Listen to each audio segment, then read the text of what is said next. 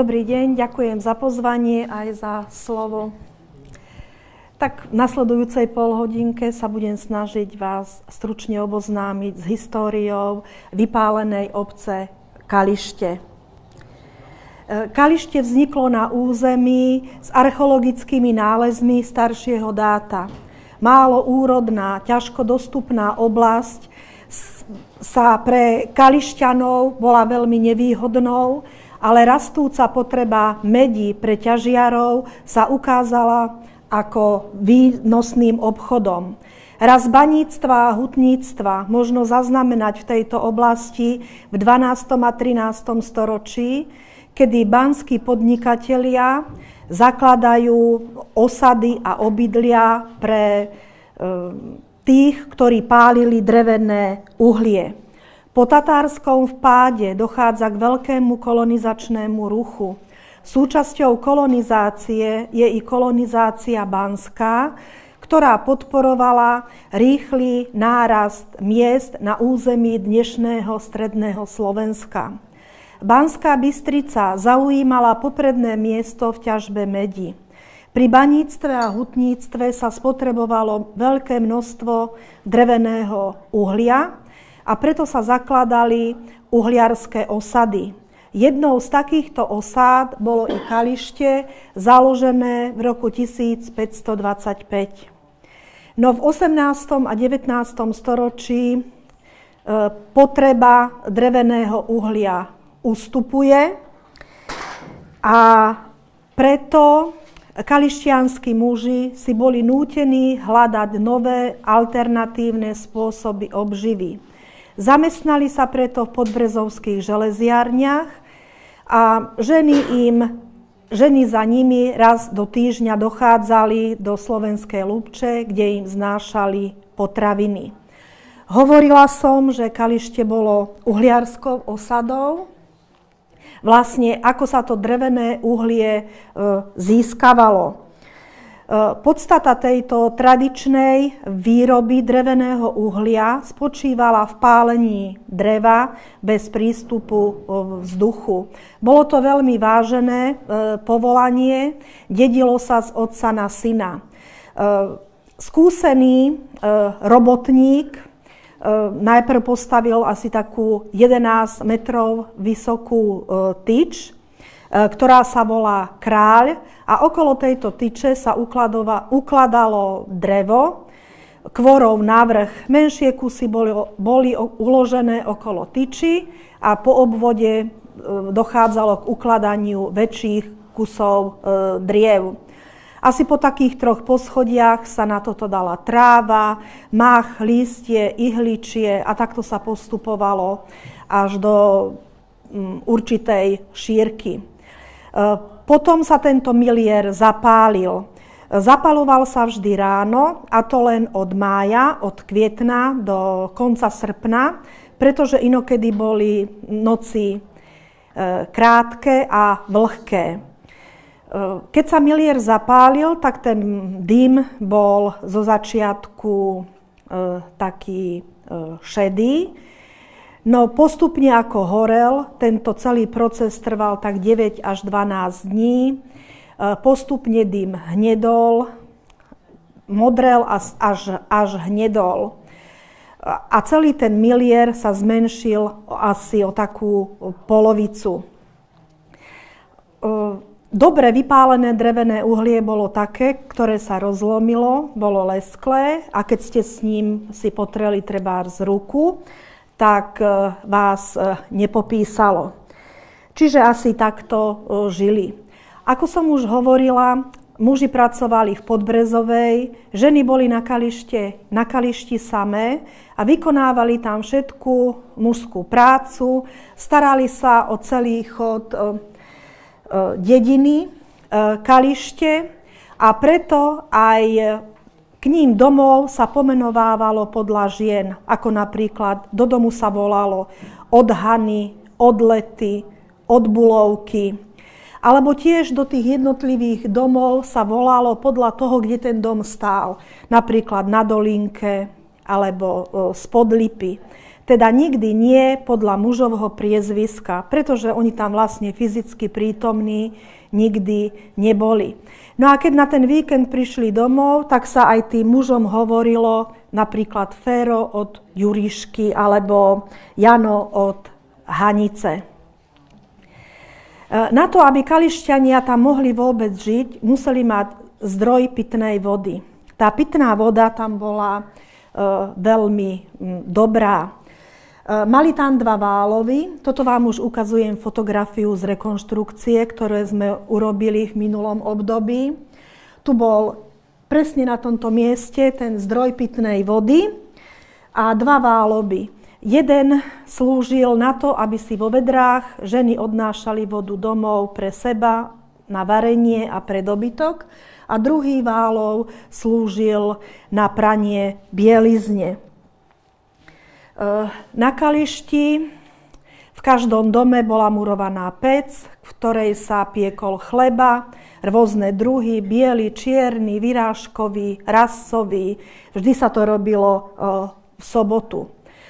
Na Kališti bola tá pôda veľmi neúrodná. Kalište je vo výške 924 metrov nad morom, čiže urodilo sa tam len zelí, zemiaky a iné plodiny vlastne nie. Z ovocia, hrušky, jablká, slivky, ale boli veľmi malé a rodili sa veľmi neskoro. Preto kališťanské ženy chodili do okolitých hôr, kde zbierali lesné plodiny alebo hríby. No a hlavne ich príjem pozostával i z výroby čipiek, ktoré predávali potom do celého sveta, i väčšinou chodili na Balkán, ale tieto čipky z Kališťa sa ocitli aj v Amerike. V každom dome chovali domáce zvieratá, tie im potom zabezpečovali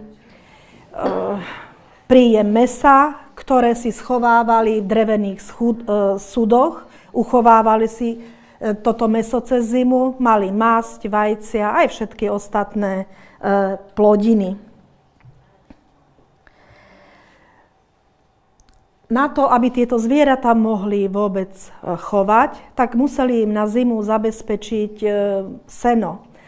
Tieto lúky v okolí Kališťa boli štátne a preto spoločne toto seno aj hrabávali, a to smerom na Donovali. Z každého domu povinne museli ísť jeden muž kosec a jedna žena, ktorá toto seno hrabala.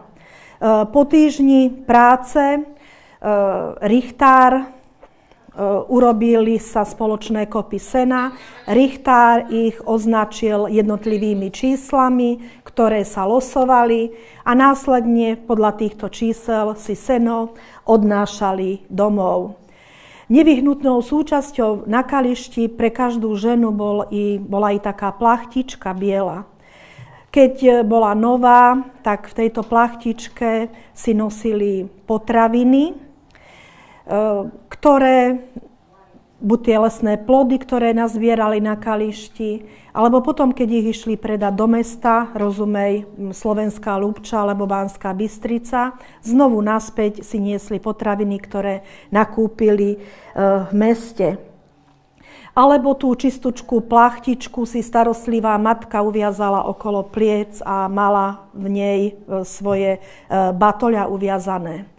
Keď už táto plachtička bola staršia, slúžila na to, aby v nej nosila trávu alebo nejakú haluzinu alebo malé drevo. Takisto z tejto plachtičky mohla urobiť kolísku, mohla si na ňu sadnúť, alebo jej slúžila ako ochrana pred dažďom. Kališťania bývali asi takto v 2 izbách, mali jednu komoru, maštal, a to bolo asi všetko.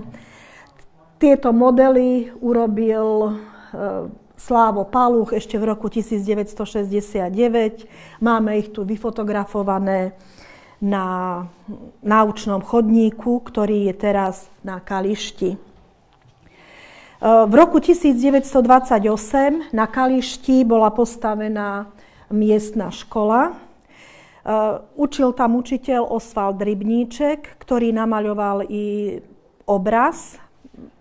Tá prvá fotografia, čo som ukazovala, tak to bol ten obraz, ako to vlastne vypadalo. Spočiatku sa v tejto škole deti učili len v zime, pretože v letných mesiacoch museli pomáhať na poli rodičom. No postupne sa v škole učili už celoročne. Školu navštevovalo okolo 20 detí rôzneho veku a preto i ten charakter výuky tomu zodpovedal a prispôsoboval sa jednotlivým vekovým kategóriám. Škola bola postavená pri horárni, a to i z dôvodu, aby tam vlastne horár nežil sám a aby okolo školy bolo dostatok priestoru, lúky, kde by sa deti mohli hrať. Na jeseň v roku 1944, keďže vypuklo Slovenské národné povstanie, sa školský rok už nezačal.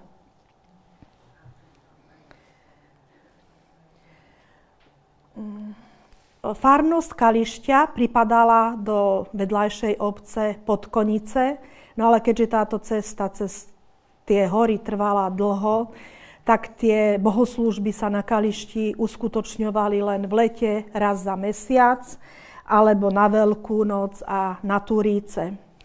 Keď zomrel, a to v tejto kaplnke, ktorú tu vidíte, keď na Kališti niekto zomrel, tak pohreb bol doma alebo v tomto cintoríne. Farár išiel, vidíte ho tam v strede, spolu s organistom. Táto cesta im trvala veľmi dlho, preto sa museli občerstviť a zastavili sa i u Baču, ktorý ich cestou počastoval žinčicou a syrom. No ale keďže nie len prácou je človek živý, Kališťania sa rady i zabávali. Mali tam takú jednu lúku, volá sa Na Pokryjovky alebo Na Stánkové, to je názov tej lúke. Oni si to všetko posypali ihličím, chvojinou, aby sa im nešmýkalo. Celý ten tanečný plac bol obohnaný brezami, svietili si tam karbitkami. Dokonca v lani, keď sme upratovali hore na Kališti, tak sme jednu z tých lámp aj ešte našli. No, tancovali väčšinou také 16-17 ročné dievky, no a samozrejme dookola sa prizerali všetky ženy hlavne a celá dedina. Kališťania mali svoju vlastnú hudbu, basu, cymbal a harmoniku. No a tu vidíme ich mladšiu zostavu. Na Kališti bol aj obchod alebo krčma by to niekto nazval. Predávalo sa tam pivo, špiritus, ktorý bol riedený vodou, múka, petrolej do lámp, no a pre deti cukríky. Bola tam Sabína, ktorá predávala. Spočiatku si tento tovar nosila sama v tých plachtičkách, neskôr už na koňoch. Na Kališti z tohto všetkého vyplýva, bola veľká chudoba. V roku 1930 sa urodilo len 1/4 úrody, ktorá bývala všeobecne. Predtým na Kališti z 50 mužov, ktorí tam žili, iba 19 bolo zamestnaných, aj to iba sezónne. V roku 1940 na Kališti bolo 42 domov, kde bývalo 209 obyvateľov, čiže bola to veľmi malá osada. No a takto si Kališťania nažívali teda pred týmito osudnými udalosťami. K prvému stretu Kališťanov s partizánmi dochádza v lete roku 1944, kedy ženy išli do lesov na hríby a na lesné plodiny. Už hneď v tomto období, v septembri, v záži 1944, na Dukle Pri bojoch o Duklu zahynul obyvateľ Kalištia, volal sa Tyšliar. Na Sucharine sa volala tá oblasť toho Kalištia, sídlil hlavný štáb partizánskeho oddielu Napred pod vedením morského Osipova. Vidíte ho tu na tej fotografii. To bolo na návšteve asi 20 rokov po vypálení Kališťa. Takisto tu sídlila časť partizánskej skupiny Smrť fašizmu. A tu vidíme partizánsky oddiel Pomstiteľ pri polnej kuchyni. Na Kališti vznikol aj Revolučný národný výbor. Tu sú fotografie, kombinovala som ich už, aj tie vojnové, aj tie povojnové, ako som ich vlastne získala, ktorí vlastne zabezpečovali tento vojnový život na Kališti.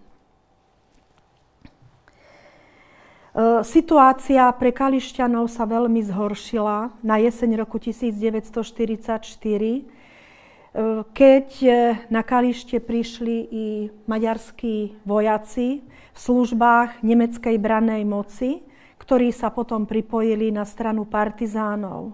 Lenže prečo tá situácia pre nich bola taká ťažká? Oni boli nakazení týfusom. Napriek tomu, že došlo k izolácii, že došlo ku karanténe, 27 Kališťanov, mladé dievčatá zomreli, tie, ktoré boli nakazené. Prvá nemecká výzvedná hliadka sa na Kalište dostala začiatkom októbra, října 1944. No ale partizáni, ktorí boli na Kališti, Pomstiteľ, Smrť fašizmu, Napred, usúdili, že nebudú klásť odpor, aby nevystavili obyvateľstvo útoku Nemcov. No, nemecké jednotky sa o mesiac vrátili znovu, obsadili celú dedinu, prečesávali dom od domu. Následne o ďalšie 2 týždne partizáni túto ich odvetu vrátili a Kalište znovu získali naspäť a tieto nemecké hliadky sľubovali odvetu. Potom, ako bolo potlačené Slovenské národné povstanie a Banská Bystrica vlastne padla, povstalecká armáda teda odchádzajú na Donovali, to je nedaleko Kališťa, tak jednotky nemeckej armády sa sústreďovali práve na juhozápadných výbežkoch Nízkych Tatier. To práve v tejto oblasti, kde bolo aj Kalište. A takisto spolu s nimi tam boli i také narýchlo sa formujúce protipartizánske jednotky, ktoré vyhľadávali takéto osady, v ktorých sa schovávali povstaleckí vojaci, partizáni, osoby podozrivé z podpory povstania, alebo ešte rasovo prenasledované osoby. Tu v každom druhom dome boli poschovávaní Židia. Ja som sa s nimi potom aj s niekoľkými stretla, aj spísala s nimi spomienku. Tu na fotografii vidíme Juliusa Mistríka. On zahynul ako jeden z prvých Kališťanov, keď prevádzal partizánov smerom na Moštenicu. Tak to bola jedna z prvých obetí. V tejto situácii, aká bola na Kališti, tak nemecké jednotky, to už bol vlastne marec, teda březen 1945, nemecké jednotky už chceli ustupovať a chceli si zabezpečiť ústupovú cestu na Ružomberok. No lenže túto cestu zabezpečovali partizáni, ktoré prepadávali ich kolóny. Partizáni, ktorí v tomto čase boli na Kališti, už nemali ani potraviny, nemali muníciu a na základe rozkazu Ukrajinského frontu mali prejsť cez front a spojiť sa s prvou československou armádou na Slovensku, s Červenou armádou a s rumunskou armádou, aby sa takýmto spôsobom nedostali do krížovej palby. Postupovali smerom na Chabenec, na Liptovskú Lúžnu a na Brezno. Čiže partizáni z Kališťa odišli, nenechali tam žiadne hliadky. Chorých a ranených, tých tiež nechali na Kališti. Stalo sa tak 15. marca. O 2 dní na to nemecká výzvedná hliadka sa dostala do okolia Kališťa a zistila, že vlastne na Kališti už nikto nie je. Je viac teórií, ako sa Nemci dozvedeli o tom. Bol aj určitý presun obyvateľov z Kališťa na Moštenicu. Ale jednoducho výzvedná hliadka na Kališti bola a videla, že už žiadni partizáni na Kališti nie sú.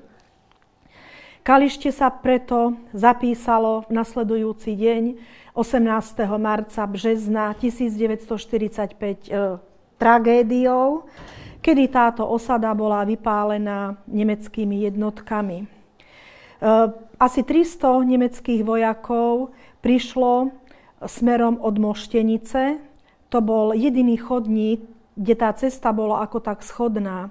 Bolo tam vtedy 1,5 metra snehu. Či tá cesta do toho kopca bola veľmi namáhavá a z nejakého vojenského hľadiska nemala žiaden význam, aby sa to uskutočnilo. To bol už len akt pomsty. Oni hneď ako prišli na Kalište, tak obklúčili ten južný a východný okraj obce.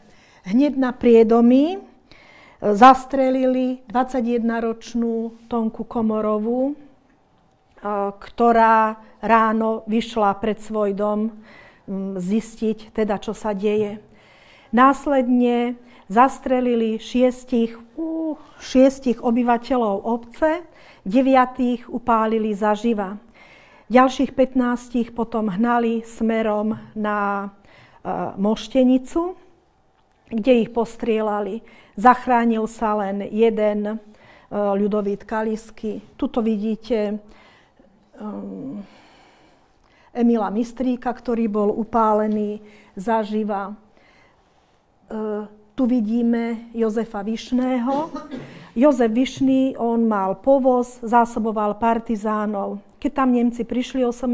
marca, tak rýchlo schovával tieto potraviny, aby to u neho teda nenašli.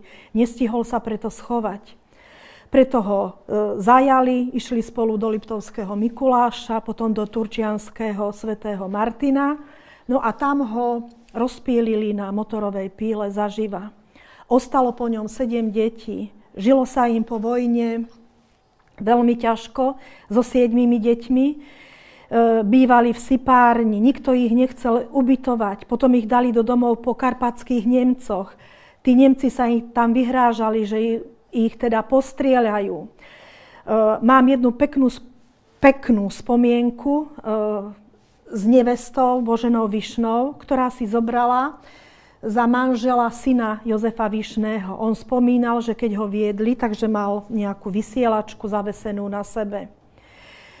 Ona prišla za mnou vtedy, keď jej bolo ľúto, pretože na Slovensku v nedeľu do poludnia ide taká jedna humoristická rozhlasová relácia, kde sa spomínal kapitán. No, vy neznali našej politike.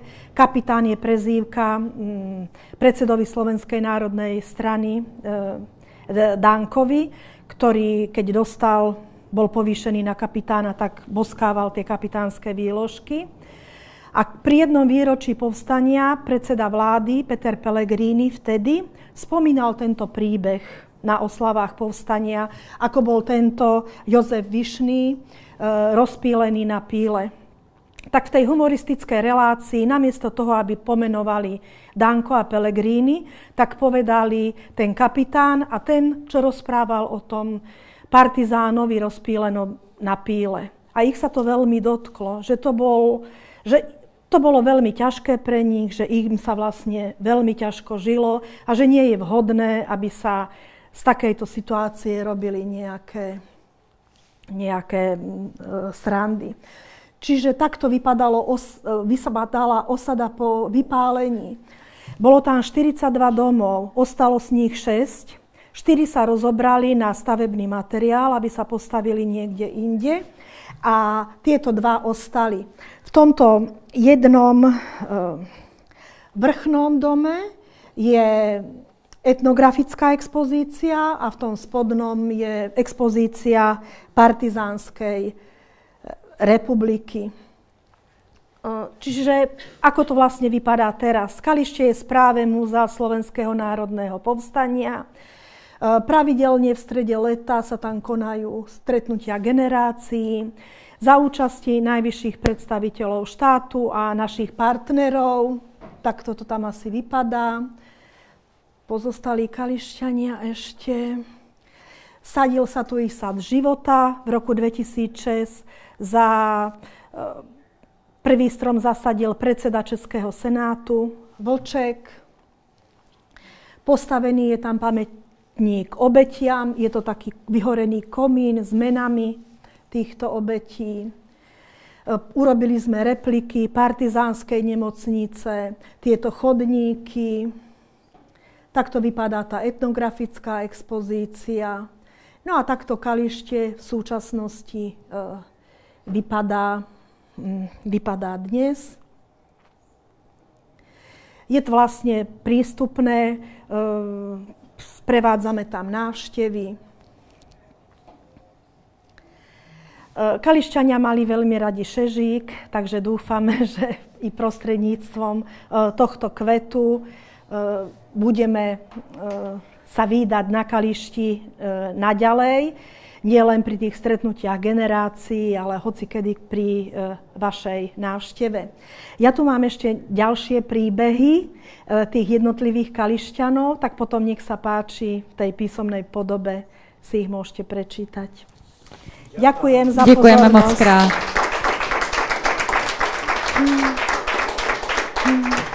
Som sa tešila na ten jeden príbeh, lebo je písaný takou čistou slovenčinou, takou zvonivou, že aj pre Slováka je to niečo iné.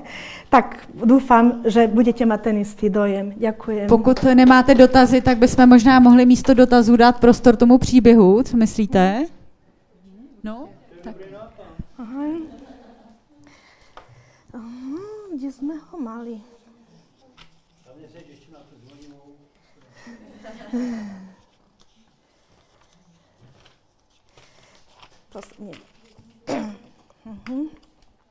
Ja som sa stretla s pani Marcelou Kaliskou. Ona sa narodila v roku 1946 a ona je vnúčka pána Kaliského, ktorý bol zastrelený na Kališti.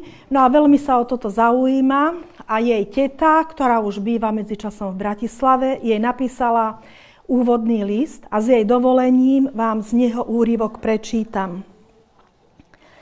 Bola som celkom malé dievčatko, keď ma dobrá mať vodievala v rodné strany na milované Kalište, stadiaľ pochádzame. Mňa nevýslovným čarom opantávalo všetko navôkol, už od priechodskej píly, kde odbočovala ciestka doprava na tuf. Odtiaľ, ako by som kráčala z rozprávky do rozprávky. Na hodnom kuse bola mostená, žerďovino vyložená cesta, nahrubo pokrytá napadaným starým ihličím. Tajomne duneli kroky. Vľavo les ako múr, vpravo pásik čistiny, kde ma strašieval čierny vývrat. Podobal sa na čudného zvera, ako tam na mňa čaká a len skočiť. Moje mátoživé predstavy rozohnalo veselé kloktanie prameňa.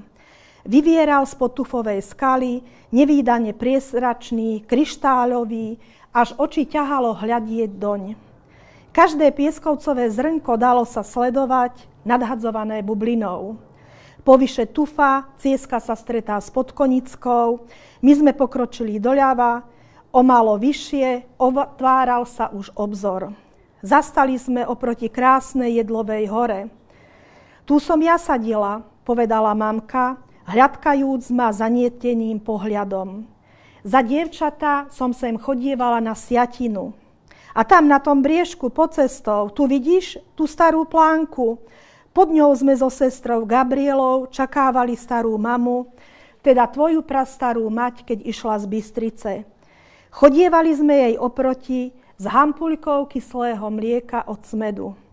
V spomienkach mamka svojich a ja svojich, ani sme nezbadali, ako sa cesta míňa. Pristavilo nás strmé vršisko zvané Jalovo. Nejeden riad ho kliali tí, čo museli stúpať hore ním do kopca aj s batohom. Lebo veľa životu potrebných vecí muselo sa na kalište vynášať. A hore Jalovým to bola hodina cesty. Ale chodník bučinou pomedzi striebristé stromy múdro kľučkoval, chládok vlažil. Pomaly hora redla, ukazovalo sa modravé nebo a zrelé jahvodky na sladký zob. A už tu boli chabanieje a z hora už nás čakala horáreň, popred ňu žľab s čistou vodou, len ruky vňoriť po lakte, aby sa žily ochladili, len potom sa mohlo smelo napiť z dlaní, aby nebolo po nej pristudenej hrdlo. Potom sme vyšli na pastvu a už sme boli na kališti. A tak ďalej, a tak ďalej. Potom sa presunula, ako sa zabávali. Ešte vám prečítam pesničku. Spievaj si, dievčatko, hrab voňavú sience, hej, veď by si ho hrabala, keby bolo slnce. Spievala by som si, ale nemám hlasu, lebo som ho stratila v jednom zrnka klasu. Spievala by som si, ale nemám dúšku, veď som si ho stratila v tom kalištianskom vršku. V roku 1956 štát postavil Kališťanov domy na sídlisku v Banskej Bystrici v Novom Kališti, kde potom bývali. Jeden z nich, ktorý tam býval, to už na záver zhodnotil takto. Aha.